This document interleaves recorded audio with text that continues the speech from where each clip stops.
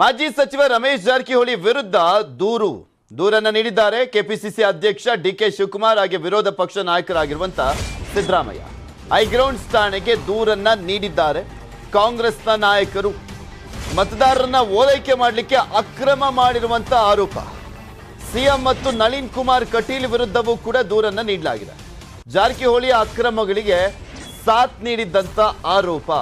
ಈ ಮೂವರ ಮೇಲೂ ಕೂಡ ಕ್ರಮ ಆಗಬೇಕು ಅಂತ ಕಾಂಗ್ರೆಸ್ ದೂರನ್ನ ಕೊಟ್ಟಿದೆ. ಅವರು ಅಂದ್ರೆ ಜಾರಕಿಹೊಳಿ ಮೊನ್ನೆ ಮಾತನಾಡುವಂತ ಸಂದರ್ಭದಲ್ಲಿ ಅವ್ರು ಎಷ್ಟು ಕೊಡ್ತಾರೆ ಅದ್ರ ಡಬಲ್ ಕೊಡ್ತೀವಿ ನಾವು ಅಂತ ಹೇಳಿದ್ರು ಅನ್ನುವ ಕಾರಣಕ್ಕೋಸ್ಕರ ಕಾಂಗ್ರೆಸ್ನವರು ಈ ಆರೋಪವನ್ನ ಮಾಡ್ತಾ ದೂರನ್ನ ಕೊಟ್ಟಿದ್ದಾರೆ. ಪಾಪ ಇವ್ರ ಪಕ್ಷದವರು ಕೂಡ ತುಂಬಾ ಜನ ಕುಕ್ಕರ್ ಅನ್ನ ಹಂಚುವಂತ ಸಂದರ್ಭದಲ್ಲಿ ಸಿಕ್ಕಾಕೊಂಡಿದ್ದಾರೆ. ಆದ್ರೆ ಅದನ್ನೇನು ಮೆನ್ಷನ್ ಮಾಡಿಲ್ಲ ಇವ್ರ ಪಕ್ಷದವರಲ್ವಾ, ಅದಕ್ಕೆ action should be taken and against the we have mentioned 4 accused persons, I mean 4 persons. ಇವರೆಲ್ಲ ಮನೆಯಿಂದನೇ ಹ್ಯಾಂಡಿಕ್ರಾಫ್ಟ್ ಬಿಸ್ನೆಸ್ ಮಾಡಿ ತಿಂಗಳ ಲಕ್ಷಗಟ್ಟಲೆ ಸಂಪಾದನೆ ಮಾಡ್ತಾರೆ. ನೀವು ಶುರು ಮಾಡಬೇಕಾ, ಅವರಿಂದ ಕಲಿಬೇಕಾ? ಫ್ರೀಡಮ್ ಆ್ಯಪ್ ಅನ್ನ ಈಗಲೇ ಡೌನ್ಲೋಡ್ ಮಾಡಿ. One is Nadda, is a national president of the BJP, and Nalin Kumar Katil is a state president of the BJP. Basuraj Bommai is a chief minister of the state, and Ramesh Jarkiwade, who is a ex-MLA and sitting MLA and others. It is because it is a conspiracy hatched up by the BJP people. That is why, in order to ensure free and fair election, it has to be stopped.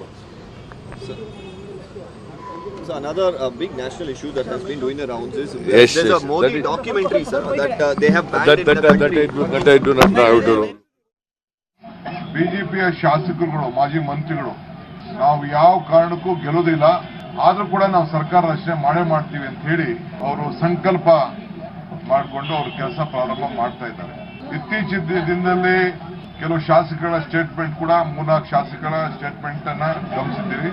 ಈ ರಾಜ್ಯದ ಮತದಾರರಿಗೆ ಆಮಿಷ ಒಡಬೇಕು, ನಾವು ಸೋಲ್ತಾ ಇದ್ದೀವಿ ಅಂತ ಹೇಳಿ ಹೊರಟಿದ್ದಾರೆ. 40% commission ಬಗ್ಗೆ ಸಾವಿರಾರು ಕೋಟಿ ರೂಪಾಯಿ ಈಗಾಗಲೇ ಹಣನ ಸಂಗ್ರಹಣ ಮಾಡಿ ಎಲ್ಲ ಇಟ್ಕೊಂಡಿದ್ದಾರೆ. ಇತ್ತೀಚೆಗೆ ಒಬ್ಬ ಮಾಜಿ ಮಂತ್ರಿ ರಮೇಶ್ ಜಾರಕಿಹೊಳಿ, ನಾನು ಪ್ರತಿಯೊಂದು ಮತಕ್ಕೂ ಕೂಡ ನಮ್ಮ ಪಕ್ಷ 6,000 ರೂಪಾಯಿ ವೋಟ್ ಕೊಡ್ತೀವಿ ಅಂತ ಹೇಳಿದ್ದಾರೆ. ಮತ್ತು ಯಾರೇ ಎಷ್ಟು ಖರ್ಚು ಮಾಡಿದ್ರು ಅವ್ರ ಮೇಲೆ 10 ಕೋಟಿ ಎಕ್ಸ್ಟ್ರಾ ಖರ್ಚು ಮಾಡ್ತೀವಿ ಅಂತ ಕೂಡ ಹೇಳಿದ್ದಾರೆ. ಆ ಎಲ್ಲ ಹೇಳಿಕೆಗಳ ದಾಖಲೆ ಇದೆ, ವಿಡಿಯೋಗಳಿದೆ. ಅದರ ಸಮೇತ ನಾನು, ಸಿದ್ದರಾಮಯ್ಯನವರು ಮತ್ತು ನಮ್ಮ ಪಕ್ಷದ ಅನೇಕ ಶಾಸಕರು, ಮುಖಂಡಗಳೆಲ್ಲ ಸೇರಿ ಈ ಹೈಗ್ರೌಂಡ್ ಪೊಲೀಸ್ ಸ್ಟೇಷನ್ಗೆ ಬಂದು ಈಗ ನಾವು ಅವರಿಗೆ ಒಂದು ಕಂಪ್ಲೇಂಟ್ ಅನ್ನ ಫೈಲ್ ಮಾಡಿದ್ದೇವೆ. ಇದ್ರ ಬಗ್ಗೆ ಮತ್ತಷ್ಟು ಮಾಹಿತಿಯನ್ನು ನೀಡ್ತಾರೆ ನಮ್ಮ ಪ್ರತಿನಿಧಿ ಅನಿಲ್ ಬಾಸೂರು, ನೇರ ಸಂಪರ್ಕದಲ್ಲಿ ಜಾಯ್ನ್ ಆಗ್ತಾ ಇದ್ದಾರೆ. ಅನಿಲ್, ನೋಡ್ತಾ ಇದ್ವಿ ಕಾಂಗ್ರೆಸ್ ಎಷ್ಟರ ಮಟ್ಟಿಗೆ ಎಷ್ಟು ಅಗ್ರೆಸಿವ್ ಆಗಿ ಮುನ್ನುಗ್ತಾ ಇದೆ ಚುನಾವಣೆಯ ಸಂದರ್ಭದಲ್ಲಿ ಅನ್ನುವಂಥದ್ದನ್ನ, ಒಂದೊಂದು ಹೇಳಿಕೆಯನ್ನ ಕೂಡ ತುಂಬಾ ಗಂಭೀರವಾಗಿ ಪರಿಗಣಿಸಿ ಆ ಬಿಜೆಪಿ ಪಕ್ಷವನ್ನ ಇಕ್ಕಟ್ಟಿಗೆ ಸಿಲುಕಿಸುವಂತ ಪ್ರಯತ್ನವನ್ನ ಮಾಡ್ತಾ ಇದ್ದಾರೆ. ಈಗ ದೂರು ಕೊಟ್ಟಿದ್ದಾರಲ್ಲ, ಏನಂತ ದೂರನ್ನ ಕೊಟ್ಟಿದ್ದಾರೆ, ಇದು ಎಷ್ಟು ಮಟ್ಟಿಗೆ ಸ್ಟ್ಯಾಂಡ್ ಆಗುತ್ತೆ ಕೇಸು ಅಂತ? ಪೃಥ್ವಿರಾಜ್, ಏನಂತ ಹೇಳಿದ್ರೆ ಚುನಾವಣಾ ಸಂದರ್ಭದಲ್ಲಿ ಈ ರೀತಿಯಾಗಿ ದೂರು ಕೊಡುವಂತದ್ದು ಒಂದು ಸಾಮಾನ್ಯ ಅಂತ ಹೇಳ್ಬೋದು. ಜೊತೆಗೆ ಏನಂತ ಹೇಳಿದ್ರೆ ಇದ್ರ ಕುರಿತಂತೆ ತನಿಖೆ ಮಾಡೋದಕ್ಕೂ ಕೂಡ ಈಗಾಗಲೇ ಪೊಲೀಸರಲ್ಲಿ ಒತ್ತಾಯ ಮಾಡಿರುವಂತದ್ದು. ಯಾಕಂತ ಹೇಳಿದ್ರೆ ಈಗಾಗಲೇ ರಮೇಶ್ ಜಾರಕಿಹೊಳಿ ಅವರು ಒಂದೇನು ಮತದಾರರಿಗೆ ಆಮಿಷವನ್ನು ಒಡ್ಡಿದ್ರು, ಅಂದ್ರೆ ಪ್ರತಿ ಮತದಾರಿಗೆ ಕೂಡ ತಲಾ 6,000 ರೂಪಾಯಿಯನ್ನ ಕೊಡ್ತೇನೆ ಅಂತ ಹೇಳಿಕೆಯನ್ನು ಅವರು ಕೊಟ್ಟಿದ್ರು.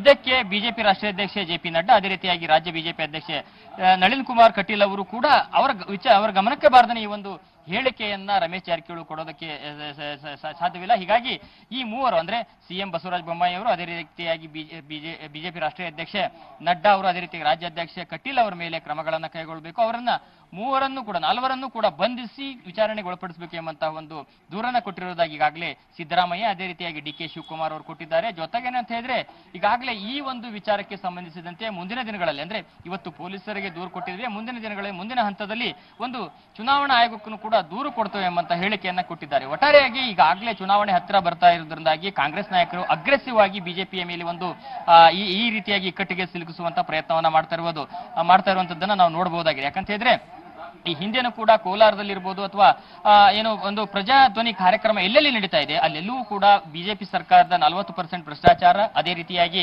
PSI ಹಗರಣ ಸೇರಿದಂತೆ ಬಹುತೇಕವಾಗಿ ರಾಜ್ಯ ಬಿಜೆಪಿ ಸರ್ಕಾರದಲ್ಲಿ ಬಂದಿರುವಂತಹ ಆರೋಪಗಳು ಬಂದಿದ್ದಾವೆ. ಅವೆಲ್ಲವನ್ನು ಕೂಡ ಪ್ರಸ್ತಾಪವನ್ನು ಮಾಡ್ತಿರುವಂತದ್ದು.